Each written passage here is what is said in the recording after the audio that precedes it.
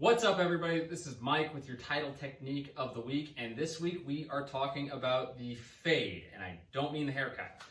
Sometimes this is called a pull or a fade or a rock back. And essentially what we're doing here is we are kind of leaning back, getting just out of range of a punch. If you've taken my Monday class, you know that when we're talking about slips, I'm always talking about going side to side and not forward and back on the slips. On the fade, this is where we go forward and back, and it's a little bit of a different technique. So all I'm going to do for the fade is I'm going to imagine there's a punch coming from my face, maybe a round punch, maybe the very end of a cross, and I'm going to lean back just out of range. All of my tall folks, this is a really good technique for you to learn since you have that extra height to get a little further out of range. And then as soon as that punch falls short, I will counter back over the top. So from the side, here's what it looks like. I'll just lean back and fade. Sometimes folks will take a half step back to get a little bit further out of range. Either way is a-okay. So you can work that off of a lot of different punches. I can go jab, cross, fade, cross. I can go jab, cross, fade, jab, cross. Check out Max Holloway versus Jose Aldo to see that one in action.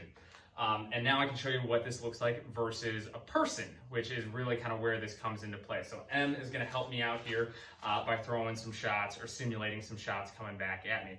So if we're going back and forth here and M throws a lead hook, boom, I lean just out of range. And as she turns her hips all the way over, bang, I can come back in over the top with the counter.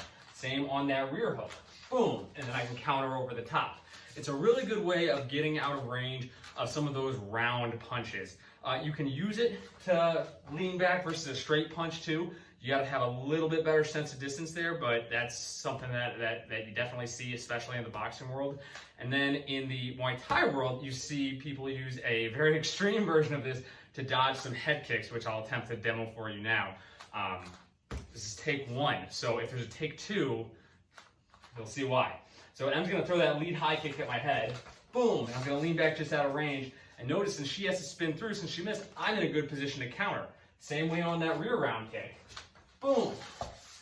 I'm in a position to counter. The whole point is I'm getting just out of range and then getting back into range so that I can throw my counter strikes.